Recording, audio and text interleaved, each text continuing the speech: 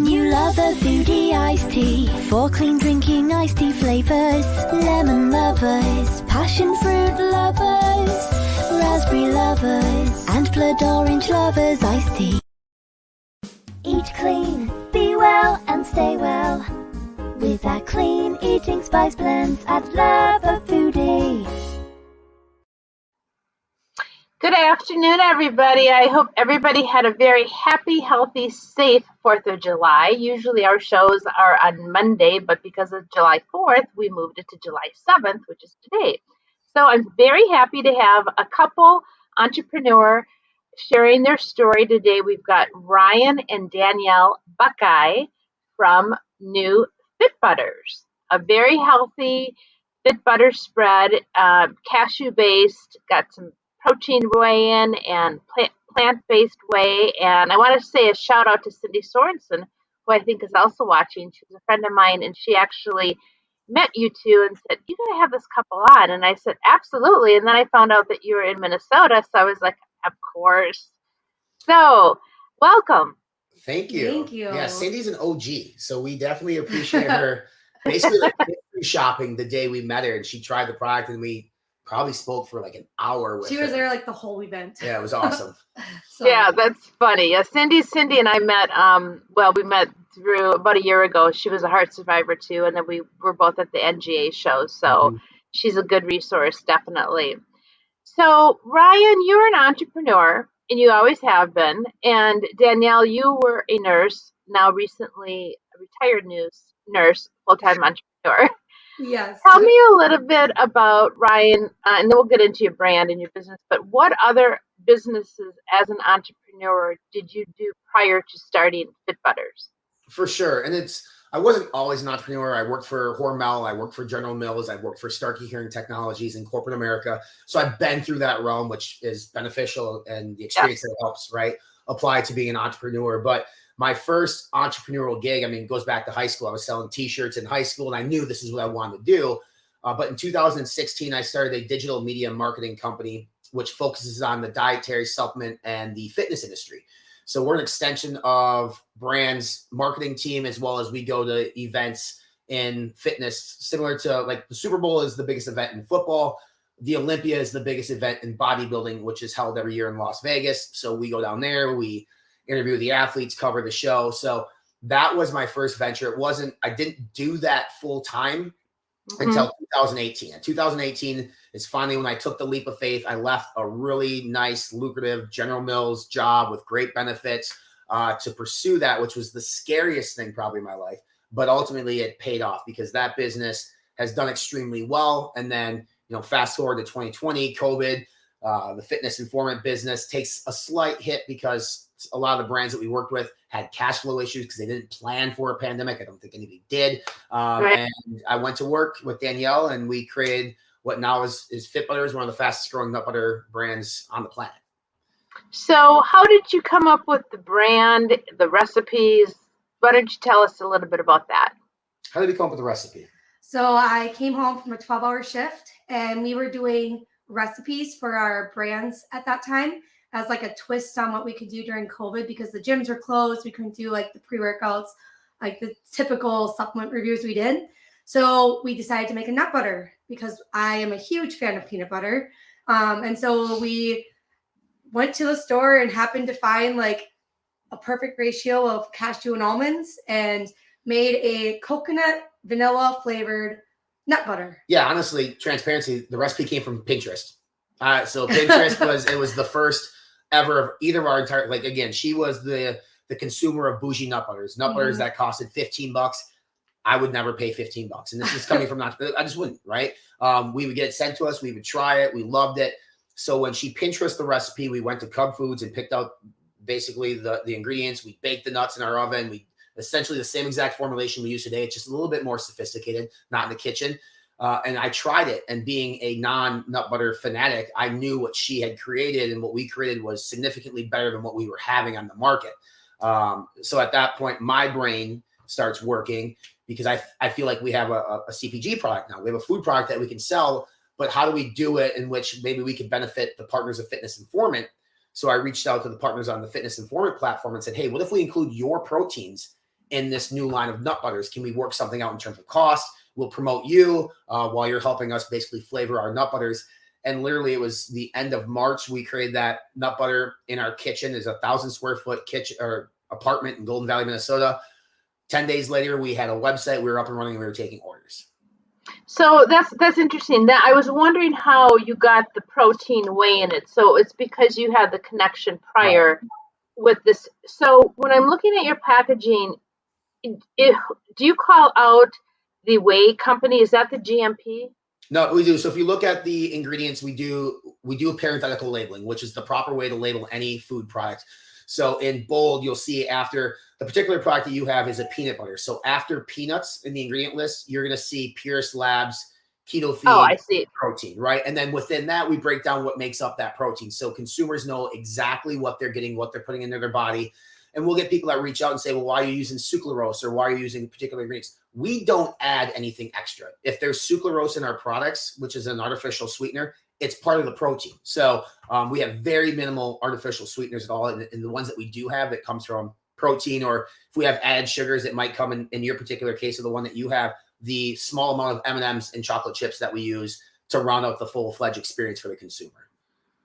And how did you decide to go with that protein company? Because I would assume there's They're many. all different. Yeah, they're all different. So if you look at the different ones, they're all different brands. They're not the same one. Oh, so like this one, this banana. If you look at the top of the card, they all name out the different proteins. Yeah, so the one you have there is a vegan nut butter. We partnered with a company called Ambrosia. They're based out of California. The other one is from a company called Purist Labs. They're based out of Texas. I have all the connections with these brands from the Fitness Informant platform. But so like a caveat with that said, we are moving away from that though. We are creating our own lines of flavors of proteins that we're going to put into our own nut butter. So we won't have to rely on the supply chain of others that could potentially negatively impact our availability. So at the end of the month, we are finalizing our flavor portfolio across the board. And by 2023, there will be no more co-branded products. It'll be Fit Butters and it'll be our protein. Now, we are not going to bottle that protein and sell it because there's no margin, or it's not really a business to sell protein, but we just want to own the IP.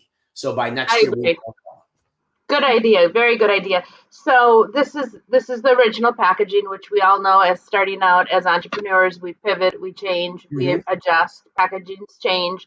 As long as the brand doesn't change, I don't think that's an issue. So right now, are these co-branded other partners receiving a royalty or part of your sales? No. So what we did is we agreed on, and we're fully transparent. So where we go, we pay their cost. So their landed cost that they pay their manufacturer, we pay that. In exchange, we obviously list out their products that we're using it in both in the ingredients and on top of the lids. We also have a hyperlink on our website that if users like this, they can go back and buy the protein. And the new updated lids have QR codes. So if you scan this QR code, it'll take you directly to their website to purchase that product. And we did we pulled our customers earlier in the year, and we had 272 respondents, which was very, very awesome. Over 30% of our customers said that they went and purchased the proteins after trying our nut butters, versus only 3% actually purchased our nut butters because of the protein. So those are numbers we can go back to the brand and say, hey, look at this value that we're providing you. And the only thing that you're losing potentially is the opportunity cost to sell to somebody else. I'm sorry, did we lose your sound? He'll come back. And I'm still here. Can you hear me? Oh, no. Hello? No. All right.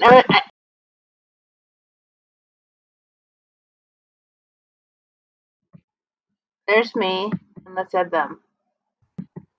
Sometimes, can you hear me? Yeah, we can hear you. Okay.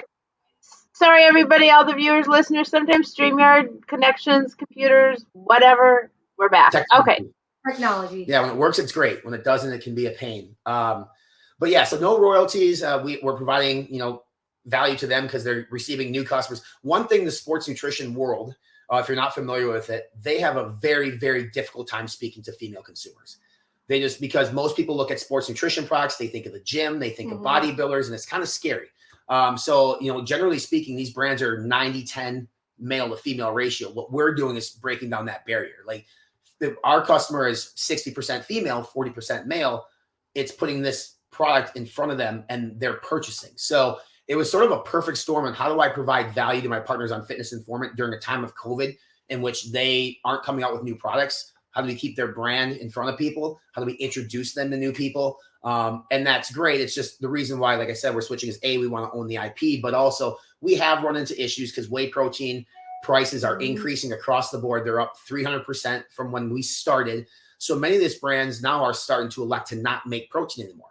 Well, if one of our brands elects not to make their protein anymore, we have to disco our product. So we can't have our business rely on the decisions of potentially others in the space, especially on a ingredient that's so integral to our differentiation and our brand. Correct, because there's lots of nut butters out there, and so are you the only nut butter out there that has the protein whey and the vegan whey? We're not the only ones, but we're the only ones with flavored protein that I'm aware of. Yeah. So like our flavor of our protein adds to the actual flavor that we're going for. Other ones usually use unflavored or like vanilla where it doesn't really add much to it. So our base of our nut butters taste like, you know, like the chocolate peanut butter cup or the monster cookie versus other ones just have the inclusions and add like other things to it to make it taste like the dessert that they want. Yeah, a prime example of that would be, Michelle, would be the monster cookie that you held up before. Our competitors also have a monster cookie. It's straight peanut butter with unflavored whey protein isolate, and they add M&Ms. So the base still tastes like peanut butter. In ours, we add that protein, which is flavored like oatmeal cream pie sandwiches, which is the oatmeal part of the monster cookie. So that flavors the base. It doesn't taste like, you have a slight taste of peanut butter, but you get a different experience. It's completely different than taking a tablespoon of Jif. And then we add the dark chocolate chips from Ghirardelli, the legit M&Ms in a very small amount, because again, at the end of the day, we're a functional food. Like we are health first, but we understand when you're following a very strict diet or you're trying to cut calories, you're going to have those cravings for sweets. So when you go to the jar and you take maybe a half a serving, which would be a tablespoon, you might get a little bit of M&M and chocolate to just give you that taste that you need with the healthy fats from the nut butter. You put it down, you're saturated, you walk away, and you don't grab the Oreos, you don't grab the Chips Ahoy or the ice cream, and you stay on plan. Okay. So if I look at a jar of any of your flavors, even the one that says better than sex, Right? It's a great one. It might be, I don't know. What percentage of this whole jar is whey? Is the actual whey, the whey protein. So we add enough of whey protein to make it a complete protein source, because a lot of people don't know. Peanuts by themselves are an incomplete protein. What I mean by that is they are not a full amino acid profile. So yes, legally you can claim 6 grams of protein, but if you go through like a Pediacost test, it's not going to tell you it's 100% protein. That's why if you follow a vegetarian lifestyle, you have to combine different types of things to get a full complete source of protein. So it might be nuts and peas or nuts and legumes to get a full essential or full amino acid profile. So that's one thing that we do. It is a complete protein source by adding in the protein. We add in enough also to flavor it, but we also do not add more than enough, because when you add too much, it becomes chalky, dry, you get that dairy taste. And if General Mills taught me anything after the millions and millions of dollars we spend on consumer research, is you always lead with flavor. Flavor will always win. Consumers are unwilling to give up flavor for health benefits, especially in 2022. There's no reason why you can't make something taste good that's also good for you. This isn't, 5 years ago when you're munching on a power bar that tasted like you're chewing on cardboard. We've come a long way since then. So that was the two things for us. We want our product to not dry out, because a lot of these can dry. Like we've had protein bars that are nut butter based. They are hard as a rock after 3 months, right? We need to avoid that. So again, just enough. It's obviously going to be our second ingredient or our third ingredient, depending on nuts. So you're going to get nuts first, and you're typically getting protein, coconut oil as your 2 and 3 ingredients. So that tells you the ratio on where we're using it. It is a high amount. Obviously, it's still predominantly nuts. It is a nut butter, but we focus on then adding either whey or a plant-based protein. Our plant-based proteins are typically pea-based. And then if it's a plant-based protein, those are sweetened with monk fruit or stevia, more of like that type of material. And then after that becomes maybe some of the inclusions that we do, whether it's Oreo or M&M or Reese's peanut butter cups, but we always make sure we lead with nuts, we lead with protein, and we lead with the coconut oil. Nice. So you found a co-packer or you found a bulk vendor to buy the whey? We do it ourselves. Okay, but when you're going to be buying the whey in bulk when you switch? Are you buying it in bulk in the future? Yeah, so we're working with a company called Pronova out of Illinois. They are probably the leader in the industry in terms of flavoring. So Okay. I obviously have all these connections. I knew, hey, if we're going to do this, we have to go to the best of the best, because when we transition, we need the nut butters to stay the same in terms of flavor profile or improve. We won't take a step backwards. So let's go to the best. Their flavor we're either gonna have them kind of match the current flavor profile, or we're gonna improve on it. We've identified several SKUs that we think are good today, but we know can be better. So let's improve it now that we're gonna own the IP. We're actually coming out with our first non-branded nut butter for Black Friday. We've not even announced it anywhere, so we can announce it here. It's going to be basically a chocolate dirt cake. It's awesome. It's significantly one of our best ones we've ever done, but that'll be our first new flavor that's unbranded. The other ones that are going to come out there unbranded are basically existing flavors that we're transferring over. So by 2023 is the goal to have primarily the entire portfolio, 85% of the portfolio moved over. We bought some proteins in bulk, a ton of it, because we knew there's a protein shortage. We're not going to we're not going to destroy and damage and destroy it and get rid of it. We're going to use it through, and then we'll phase in the new stuff. But like I said, hoping by 2023 the majority of our SKUs are moved over. By the end of next year, for sure, we'll be 100% self-branded. Nice. And so I read a little history. You used to have to drive 2 hours to make your product, and then you bought a new you're using a new co-packer in the Twin Cities. Well, we're not a co-packer. We self-manufacture it. Yeah. In the kitchen, though. In the kitchen, you've got one, a Metro kitchen that you. Yep, we have a facility. We have a 30,000 square foot GMP facility in Northeast Minneapolis where it's our machinery, our people, everything. So we looked at doing a co-man, a co-packer, but ultimately at the end of the day, we refused to sacrifice quality or the consistency that made us so unique and different that we just invested in manufacturing ourselves. We are semi-automated, so we are small batch. We're making 100 jars at a time today. Versus when we first started, we were making 25 jars at a time. So, for example, Danny working a 12-hour shift as a nurse, we would go to Eau Claire, which is 2 hours away, work 16 hours making nut butters all day, come home, get home at 2 a.m. She'd be up at 4:30 in the morning to work out and go on the floor the next day for 12 straight hours. And we would do that twice a week. We were doing that from April of 2020 to June of 2020, to the point where we needed to make a change. Right. So we looked into leasing our own commercial kitchen, because we were in a commercial kitchen over there. Almost had a deal.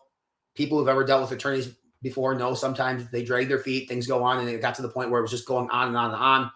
So we elected to say, we're not going to go this route. The place that we were sourcing our nuts from, he's a friend of ours. He loved the brand.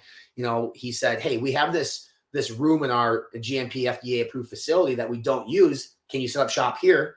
And you guys can manufacture here. So we transitioned from a commercial kitchen to a GMP facility. We've been audited several times, passed with flying colors. That was one big thing for me too, is like we need to abide by the rules and regulations set forth in food manufacturing. There's no room for error in this.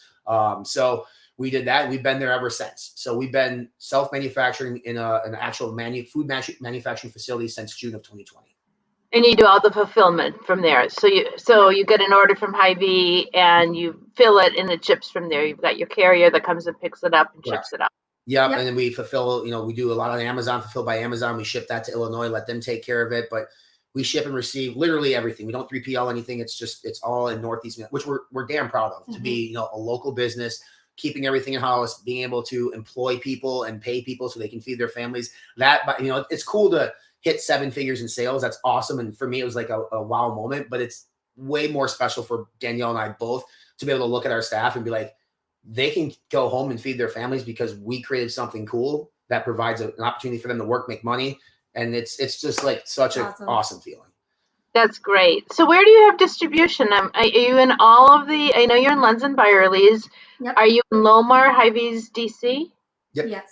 With all of your flavors or your top flavors? So we have 3 flavors in Lomar throughout Hy-Vee. If anybody's familiar with Hy-Vee, you can do a lot of DSD as well. So we have, there's several Metro stores and outside the Metro who carry our whole line. So we direct ship to the stores that we just match the Lomar pricing to them to make it easy. We're not going to upcharge them. We'll say, hey, you can go through Lomar at this price, or you can go, and again, we don't do that with flavors that Lomar carries though. Like the flavors that are in Lomar, they have to order through Lomar. But if you want to expand your flavor selection, we'll take care of it. So we're in all the Lomar distribution. We're in all Lenz and Byerly's. We are going to be closing with Colborn's here shortly to be in all the Colborn's locations. We just closed Wegmans, which is an East Coast grocery store. How'd you get Wegmans? Congrats. That's right? one of my. We just got the email last week on that. Really confident we'll be closing Meijer here in the next 2 weeks. Giant Eagle will be closing at the end of the month, but for Giant Eagle, we're going to be in their sports nutrition set, not their traditional peanut butter set. And then we're in all 720 Vitamin Shop locations nationwide. That's fabulous. Did you do that yourself or did you hire a broker? We don't have a broker. Everything ourselves. So I'm an advocate is that use the resources that are presented to us, and LinkedIn is the best resource on the planet. Absolutely. I couldn't agree with you more. That's why I do the show. It's yeah. It's so great. Obviously, Ryan, you like me had CPG background, and it made it a lot easier for us to get into the space food because we knew I worked for big companies also. Sara Lee being one of them. Yeah. And I assume you're on Range Meat.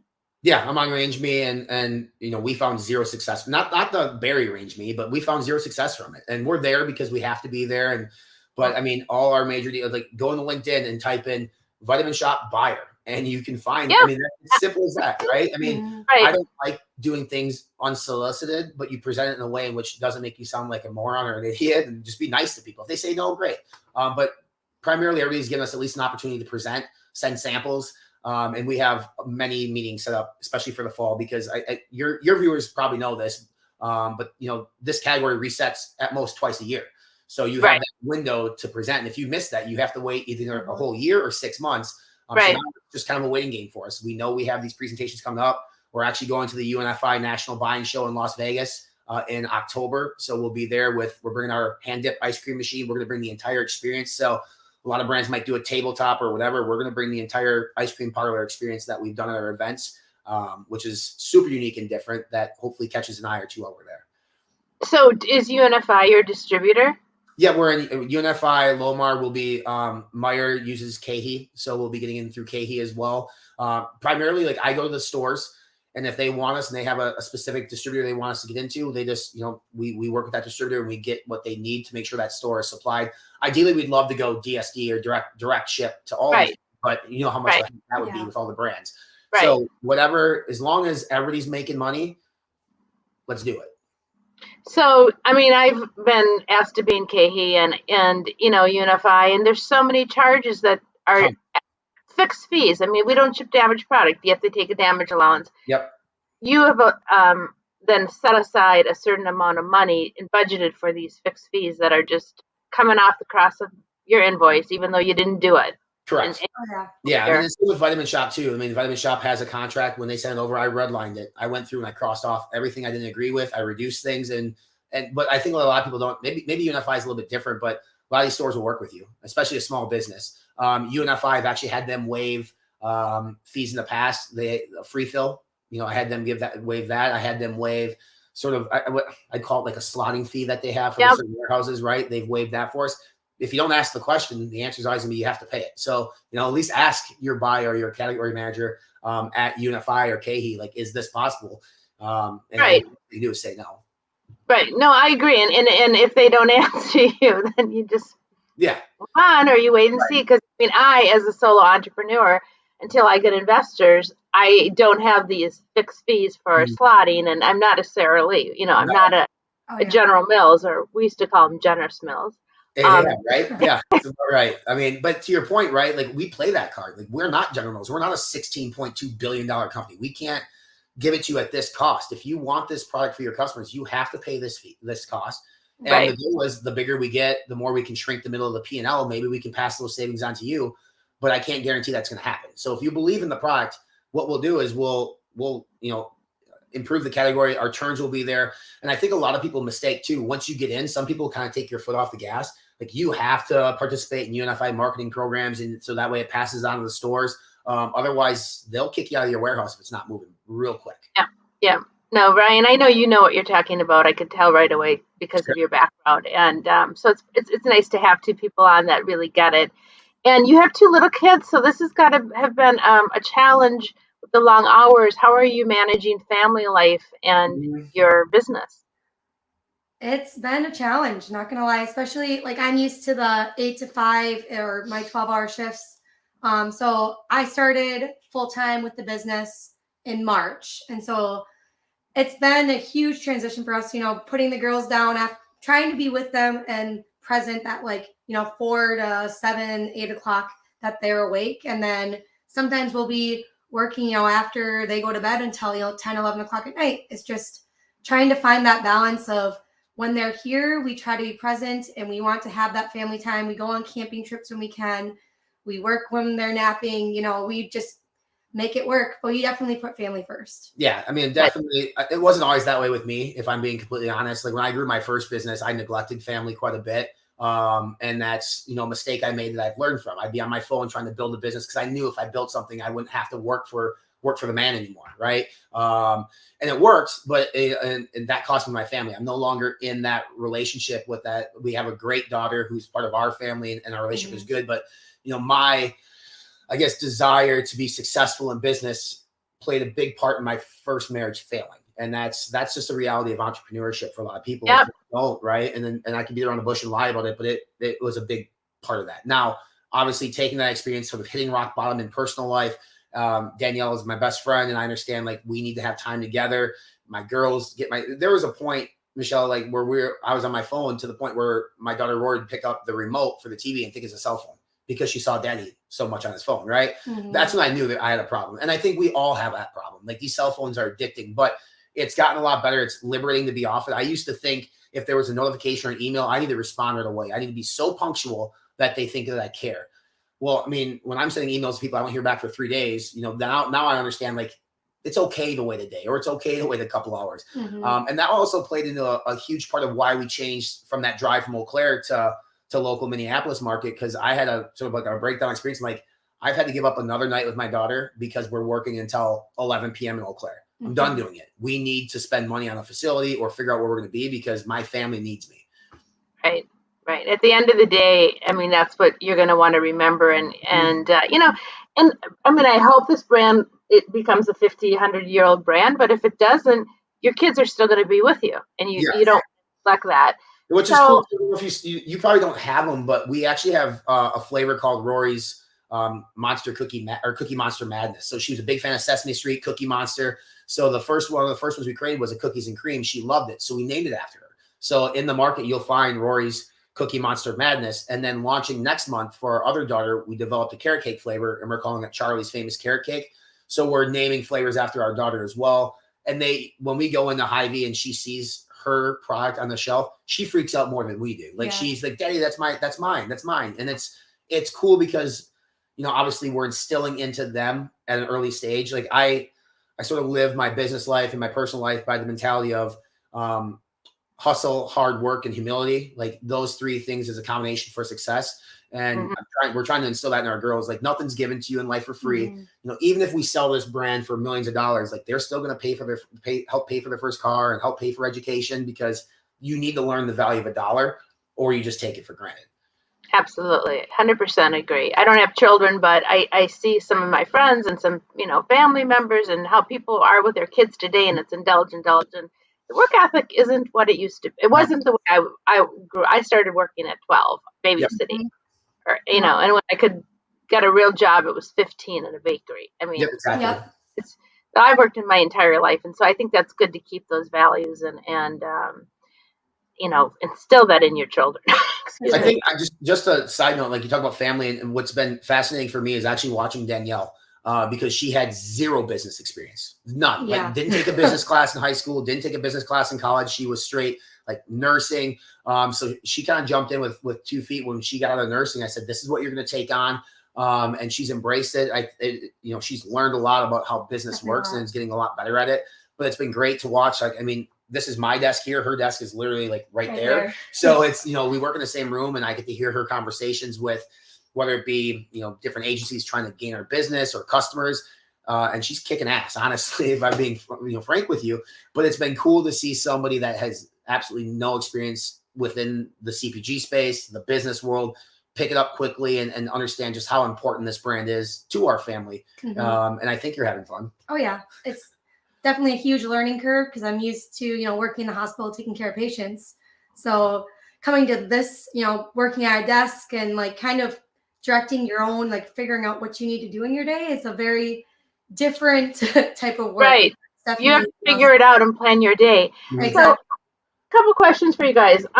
So I'm not 100% sure you consume this by either by a spoon and just having it as like a snack. I looked on your website. You can make some recipes. You can put it in smoothies. Yep. Do you put it on bread or vegetables or bananas?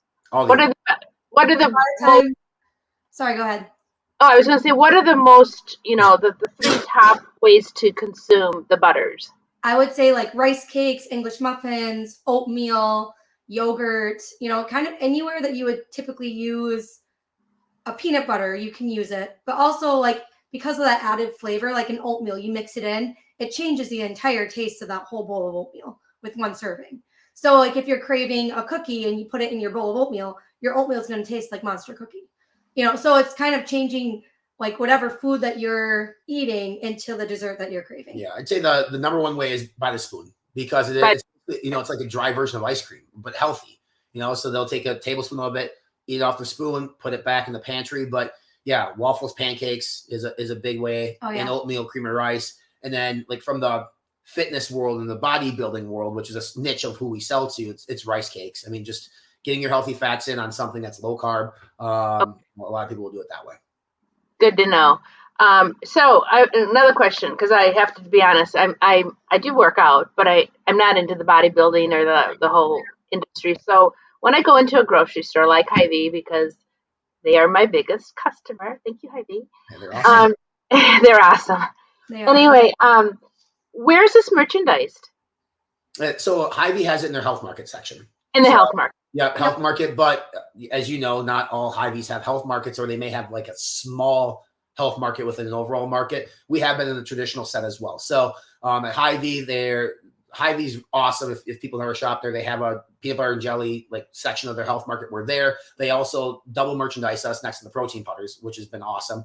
And we have one store that triple merchandise us next to the protein pudders, the health market nut butters, and then the traditional set nut butters. But if you walk into a Lunds and Barley's, they don't have a health market. So we're right next to Skippy and Jif and Barnes and Rex. So it just depends on where you shop. Ideally, like what I'll do is I'll look at the spins data too and say, are they even carrying anything premium? Because if you stick us next to a $1.99 jar of Peter Pan peanut butter, it's awfully hard to convince somebody to go from $1.99 to $14.99. Especially if their shopper maybe skews older or just it really isn't into that, then that's not the partner for us. And we recognize that before trying to pitch. We're not trying to chase a dollar. We want the right retail partners so we can grow strategically. Like the initial check is great, but if we don't move, then there's spoilage and all this other stuff. So that's been the big thing for us. So like, Meijer, Giant Eagle, HEB is a big one that I would love to get into. Like their customer is willing to pay. They're looking for more health foods. And, we were talking before the show, we have a club SKU that we went to Costco with, and they loved it. They as of today, they're just said they're not sure if they can justify a pallet placement yet. So at least now we're on their radar, because Costco, from a club perspective, curates some of the best products on the planet. Club, retail, whatever. I mean, you go in there, you're getting essentially the best of the best. Same with like Whole Foods. So, for us, it's like, who's the right partner?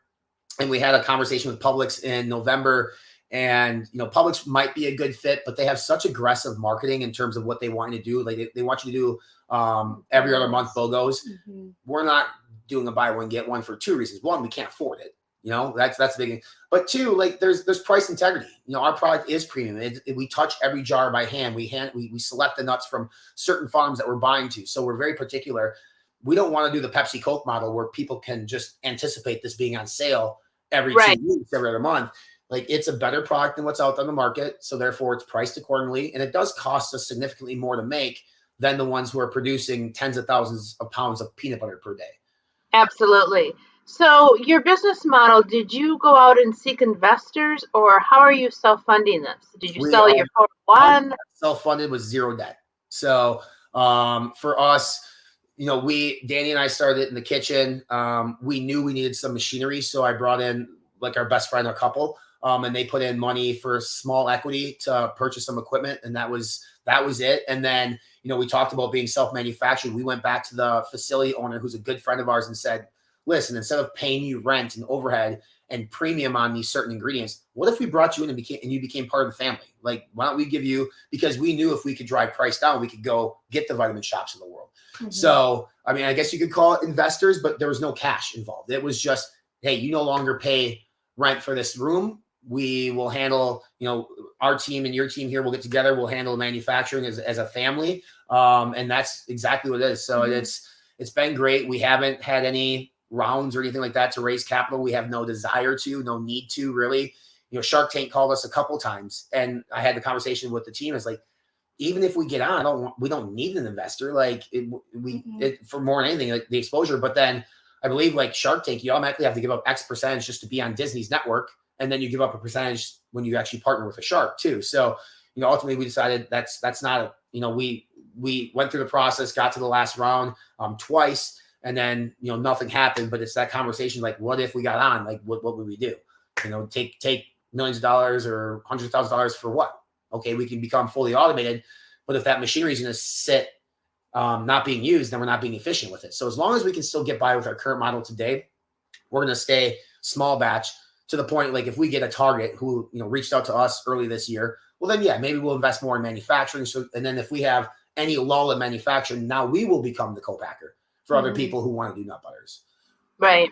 Well, you have certainly dropped some big names, big retailers that you have either secured or interested in you. So kudos to you. Only a couple years old. That's absolutely phenomenal, fantastic. I'm very proud of you guys. And I mean, I don't know this category, but obviously this is something unique and special in this in your realm, and you developed something that wasn't already out there. And the category's declining. The category itself, the traditional nut butter category, is declining 2%. If you look at the data, and the reason why it's not more is because innovation within the category is keeping it up. So, brands like ours, a big competitor of ours who we love, Nuts and More, they open the door for brands like us to exist.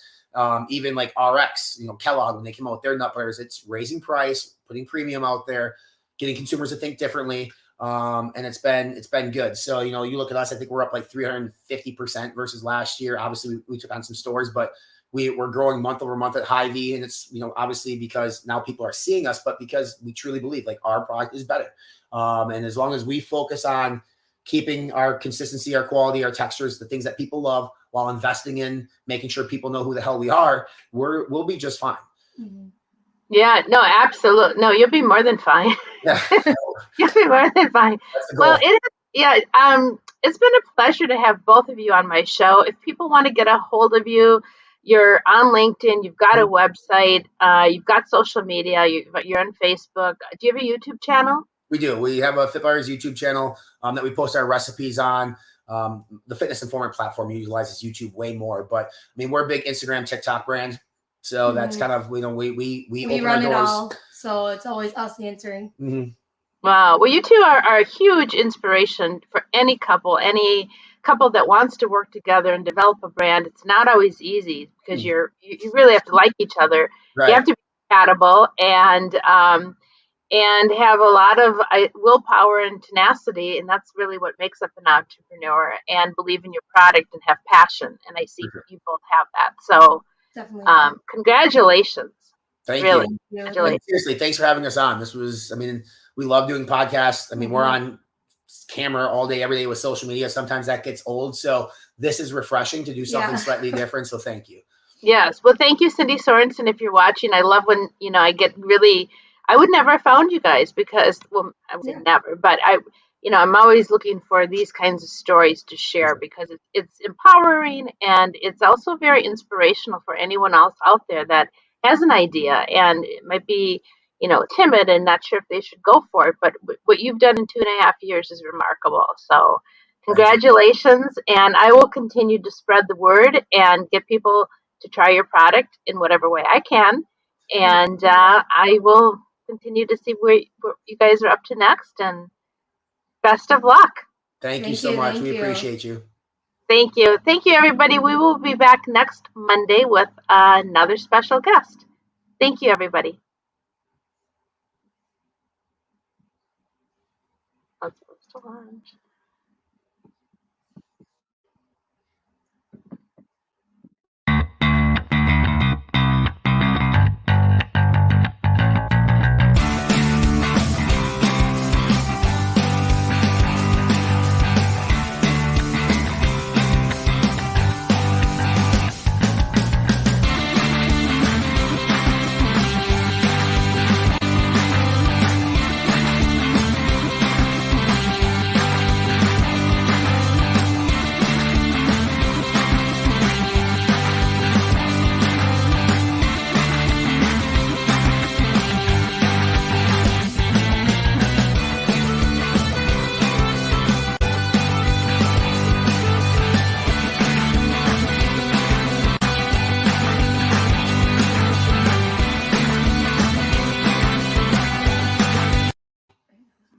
It's also a great way to present your brand, by the way, doing the podcast.